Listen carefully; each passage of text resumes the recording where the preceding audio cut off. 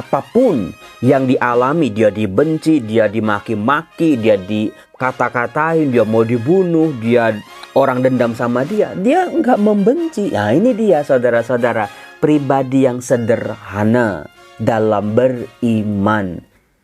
Salam damai sejahtera saudara-saudaraku yang terkasih, pencinta firman Tuhan.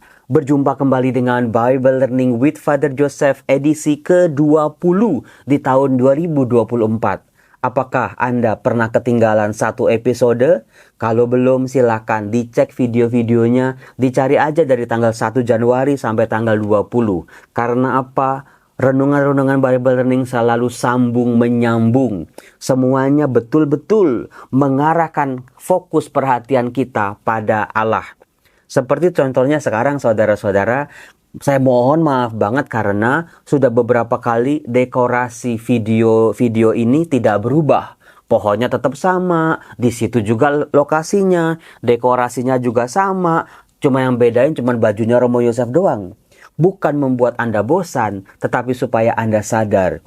Ini bacaan-bacaan yang dibahas dalam video Bible Learning sampai di episode 20 ini sambung menyambung. Karena apa? Berbicara tentang satu pribadi yang bernama Daud, yang punya 5 senjata luar biasa untuk menjalani hidupnya di bawah bimbingan Tuhan sampai dia berhasil menjadi pribadi yang menyenangkan hati Tuhan. Sejak awal sampai akhir, meskipun Daud kita tahu pernah jatuh dalam dosa yang berat. Saudara-saudaraku yang terkasih, kalau Anda simak bacaan kemarin, itu diambil dari kitab 1 Samuel bab 24. Dikisahkan bagaimana relasi antara Saul dengan Daud. Saya akan memperlihatkan kepada Anda, saudara-saudara. Anda ketika membaca kitab suci, membaca tokoh-tokohnya, tingkah laku mereka, sifat mereka, pilihan-pilihan mereka, kita diajak juga untuk melihat diri kita. Aduh Romo jadi malu Romo, kok Saul banget ya Romo gitu. Romo puji Tuhan Romo, meskipun dalam level yang kecil gitu, saya udah mirip Daud Romo. Nah, Anda akan dilihat bagaimana siapa diri Anda, lalu ketika kita nanti melihat bagaimana akhir hidup mereka, bagaimana mereka bertobatkah atau tidak bertobatkah, mengalami perubahankah atau tidakkah, lalu nanti endingnya bagaimana, itu kita diajak untuk, oh iya ya, kalau aku jadi Saul terus, aku selama-lamanya hidupku akan penuh dengan penderitaan, akan penuh dengan masalah, nggak ada sukacita, nggak ada rasa damai. Kalau gitu Romo, saya mau berhenti Romo untuk memiliki sifat-sifat seperti Saul ini. Saya mau mencontoh Daud, misalnya kayak gitu. Itulah cara membaca firman Tuhan supaya kita lebih tertarik, lebih menikmati firman Tuhan. Kalau berbicara soal Daud dengan Saul, saudara-saudara, kita bisa melihat sebuah perbedaan yang sangat amat mencolok langit dan bumi. Yang pertama tentang Saul. Saul itu kan orang baik, saudara-saudara. Sejak awal Allah memilih Saul, terkesima dengan apa yang menjadi kepribadian Saul, perawakan Saul sangat amat baik, hampir sempurna bahkan kalau saya mau mengatakannya. Tetapi dalam perkembangan selanjutnya, apa yang baik yang dimiliki oleh Saul tidak dikembangkannya. Demikian juga dengan kemampuan-kemampuannya, berkat-berkatnya yang diterima oleh Saul, itu luar biasa loh. Dari muda dia seorang pahlawan gagah perkasa. Dia dapat anak namanya Jonathan. Dia dapat prajurit namanya Daud. Dia boleh menikmati kemenangan bangsanya karena mengalahkan Goliat. Itu berkat-berkat apa yang masih harus didustai lagi? Nggak ada.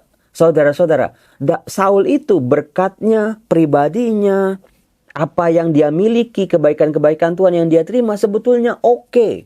Tetapi saudara-saudara, kita semua sudah tahu Saul ini kelemahannya salah satunya adalah mood swing. Kalau orang zaman sekarang, moodnya itu bisa berubah-berubah, bisa ganti-ganti tergantung situasi yang dihadapinya.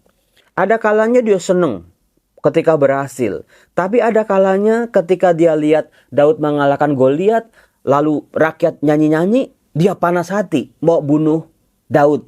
Kemudian ketika dinasihati oleh Yonatan anaknya, dia normal lagi.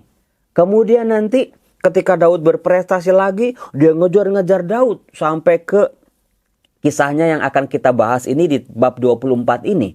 Dia mau bunuh Daud itu. Tapi ketika Daud betul-betul memotong ujung jubahnya Saul ketika buang hajat, dia normal lagi. Terus saja begitu, saudara-saudaraku yang terkasih. Sementara Daud yang dihadapinya pribadi sederhana, sama-sama baik, berkatnya juga sama-sama luar biasa, tapi konsisten. Daud ini firm, stabil, tetap kokoh berdiri di atas batu karang, yaitu di atas imannya. Apapun yang dialami, dia dibenci, dia dimaki-maki, dia dikata-katain, dia mau dibunuh, dia orang dendam sama dia nggak membenci. Nah, ini dia saudara-saudara, pribadi yang sederhana dalam beriman, konsisten. Bukannya meneng wae, bukannya diem aja, bukannya nggak maju kemana-mana, tapi segala hal di luar dirinya, apalagi yang negatif-negatif, kebencian-kebencian, itu tidak mempengaruhi dirinya, saudara-saudara. Dia tetap pada apa yang dia imani, dia tetap pada apa yang mau dia tuju, yaitu Allah sendiri, berdiam di rumah Tuhan seumur hidupnya. Saudara-saudara, kalau begitu Anda mau jadi siapa coba? Silakan tulis di kolom komen. Romo, pasti mau jadi Daud lah Romo. Gimana sih, siapa orang yang mau jadi kayak Saul? Saudara-saudara, di 1 Samuel bab 24 kita bisa melihat untuk pertama kali Daud tidak membunuh Saul. Meskipun saat itu Saul ingin membunuh Daud.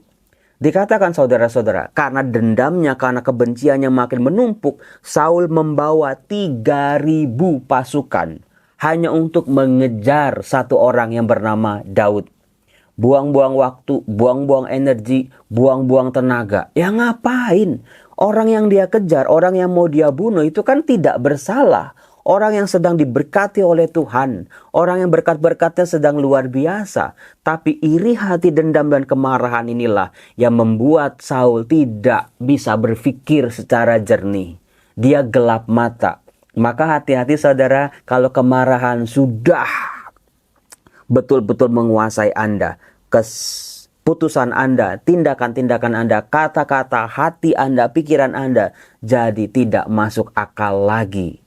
Kita berubah menjadi seorang monster, bukan lagi seorang manusia. Hati-hati. Nah, waktu itu Saul sakit perut. Bayangin ya, dia mau mengejar Daud, dia mau membunuh Daud, tetapi sebetulnya dia kan takut. Kalau nggak takut ngapain bawa 3.000 orang kan? Nah, yang namanya cara kerja Tuhan, keberpihakan Tuhan memang ya saudara-saudara, itu membuat kita nggak habis pikir. Bayangin, Saul malah masuk ke sebuah gua di mana di situ ada Daud dan pasukan-pasukannya yang sedang bersembunyi. Tiba-tiba Saulnya masuk, dia buang hajat di situ. Namanya orang zaman dulu nggak ada WC umum, nggak ada jamban. Orang zaman dulu itu buang airnya itu di semak-semak, di dalam gua-gua, atau di parit-parit seperti itu. Nah, waktu itulah saudara-saudara, bayangin pasukan-pasukannya Daud aja udah betul-betul marah besar. Bunuh itu lawanmu yang mau membunuhmu. Tuhan sudah meletakkan nyawa musuhmu di tanganmu. Tetapi luar biasanya, Daud waktu itu memutuskan betul-betul Daud tidak mau membunuh orang yang diurapi Tuhan. Saudara-saudara, hati-hati dengan orang-orang yang sudah diurapi oleh Tuhan. Jangan diganggu, jangan dijahatin. Belajarlah dari Daud, maka berkatnya berlimpah. Dia tahu Saul itu orang yang diurapi Tuhan. Maka bukan haknya dia, bukan urusannya dia untuk menghabisi nyawa Saul ini. Karena Tuhan pasti punya rencana dengan mengurapi Saul ini. Saudara-saudaraku yang terkasih, berbahagialah tangan-tangan yang diurapi. Tangan-tangan yang diurapi untuk mendoakan, untuk memberkati, untuk menghadirkan kasih Tuhan. Jangan diganggu betul-betul. Nah, kemudian saudara-saudara, ternyata itu bukan pertama kali Daud melepaskan nyawa Saul. Ketika Daud menghampiri Saul, dia potong itu ujung jubah Saul, lalu Saulnya keluar, diikuti oleh Daud. Dikatakan, ini tuanku, lihatlah hambamu ini tidak menghabisi nyawa tuanku. Bukti bahwa aku memang tidak gila kuasa, aku tidak membenci, aku tidak marah, aku tidak mau berbuat jahat terhadapmu. Di situ Saulnya sadar.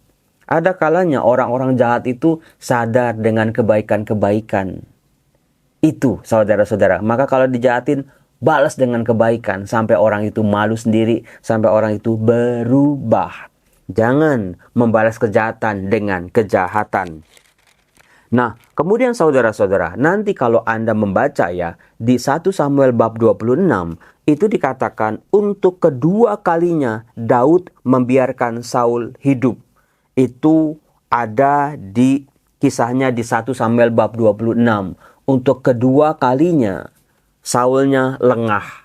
Daud udah dipanas-panasin sama pasukannya. Udah itu abisin. Tuhan udah nunjukin. Udah 2 kali nunjukin. Abisin udah. Masalahmu pasti selesai.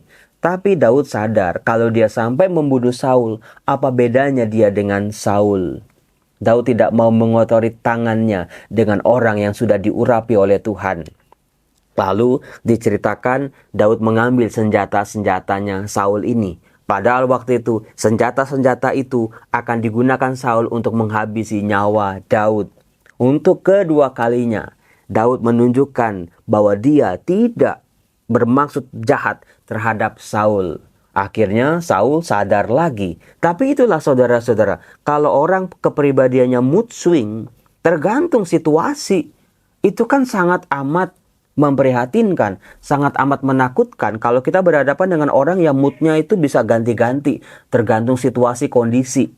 Ada kalanya baik, ada kalanya marah-marah, ada kalanya ramah, ada kalanya judes. Saudara-saudara, terlalu banyak hal-hal di luar sana yang membuat mood kita berbeda-beda, berganti-ganti, secara singkat bahkan. Maka belajar dari Daud betul-betul mengokohkan rasa percayanya pada Tuhan. Dia tegar, teguh seperti batu karang. Nah, saudara-saudara, kali ini kita akan melihat di bacaan hari Sabtu tanggal 20 bagaimana Saul mati dalam peperangan bersama Yonatan anaknya. Kalau di film-film saudara-saudara biasanya ya, kalau musuh yang sangat membenci kita, jagoannya misalnya, kemudian kalau musuh mau mengejar-ngejar jagoannya orang baik, kalau musuhnya ini sengsara, menderita, bahkan mati, biasanya ada sorak-sorai bukan? Biasanya pihak yang dimusuhi itu betul-betul akan sukacita, tapi tidak dengan Daud.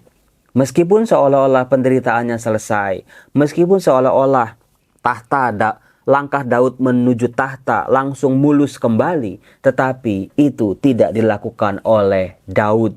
Dia tidak bersukacita terhadap kematian, kemalangan para lawannya ini, orang-orang yang membenci dia. Seringkali ya kita sih nggak bales, Romo nggak bales, kan Tuhan yang bales. Tetapi ternyata betul Tuhan membalas, lalu kita mengalami kegembiraan, syukurin lo gitu kan. Tapi tidak, belajarlah dari Daud. Nah, dikatakan ketika Daud mendengar bahwa Saul dan Yonatan mati dalam peperangan, dia sangat bersedih, dia meratap, dia merasa kehilangan. Bahkan Daud memuji-muji jasa-jasa baiknya dari Saul dan Yonatan. Ini yang saya sangat jarang temui dalam kehidupan nyata. Bagaimana bisa bukannya senang karena musuhnya mati dan tewas, malah memuji-muji musuhnya. Nah ini dia, diceritakan Daud kan memang punya mata, matanya indah. Ternyata itu bukan sekedar harafiah matanya indah, tapi Daud mampu melihat mutiara yang ketumpuk-tumpuk sama daging busuk, sama bangkai-bangkai, sama sampah-sampah, tapi Daud mampu melihat mutiara yang kecil. Ini dia saudara-saudaraku yang terkasih, seringkali kita malahan melihat kejelekan-kejelekan lawan, kekurangan-kekurangan orang-orang yang ada di sekitar kita, para kompetitor kita, sampai-sampai kita menutup mata bahwa mereka juga punya hal-hal positif, punya hal-hal yang sangat bisa dibanggakan, punya jasa-jasa untuk diri kita, untuk bangsanya, untuk orang-orang lain. Hal ini coba Anda perhatikan baik-baik yang saat ini di masa yang lagi menuju 14 Februari ini ya saudara-saudara. Bagaimana masing-masing pihak malah melihat kejelekan pihak-pihak lain. Semuanya, bukan cuman yang di atas-atas, yang di bawah-bawah juga sama. Hati-hati, belajarlah dari Daud. Mampu melihat kebaikan-kebaikan dalam diri musuh-musuh orang-orang yang sangat amat membenci dirinya. Ini yang saya juga lagi belajar saudara-saudara. Bagaimana nih dalam diri orang-orang yang sering kali jahatin, orang-orang yang sering kali gosipin, apa ya yang baik-baik mereka. Saya masih cari-cari terus. Dan kalau saya menemukan, saya akan betul-betul memuji mereka. Karena mereka mungkin jarang dipuji, mereka hidupnya kurang sensasi, mereka hidupnya mungkin terlalu nyaman sehingga bisa dengan mudah berkata-kata yang bohong tentang orang lain. Doakan terus kita yang selalu disakiti, jangan pernah kehilangan kebaikan kita. Saya hari ini mau sosialisasi bahan APP kepada banyak umat di Paroki Mangga Besar. Sebentar lagi juga kalau hari Sabtu, ibu-ibu akan senam, lagunya akan kenceng sekali. Maka saya akhiri, semoga akhir pekan Anda diberkati oleh Tuhan. Semoga akhir pekan Anda betul-betul ada kuasa Tuhan yang hadir dalam kehidupan Anda. Saya ajak doa Anda, yuk kita bersyukur di akhir pekan. Dalam nama Bapa dan Putra dan Roh Kudus. Amin. Allah Bapa yang maha baik, Allah Bapa maha pemurah, terima kasih. 1 minggu telah berlalu. Terima kasih untuk berkat-berkat-Mu. Terima kasih untuk kebaikan-kebaikan-Mu yang aku terima sepanjang minggu ini. Saat ini aku lelah, saat ini aku letih. Bantulah aku, kobarkan kembali semangat dalam jiwaku. Biarlah aku boleh melihat kebaikan-kebaikan-Mu Tuhan. Terima kasih, karena kebaikan-Mu sungguh nyata dalam kehidupanku. Ya Bapa, sembuhkanlah orang-orang sakit. Tolonglah mereka yang mencari pekerjaan. Tolonglah mereka yang mencari nafkah berjuang untuk keluarganya. Berkat Tuhan boleh turun atas diri kita semua. Dalam nama Bapa dan Putra dan Roh Kudus. Amin. Salam, Tuhan berkati.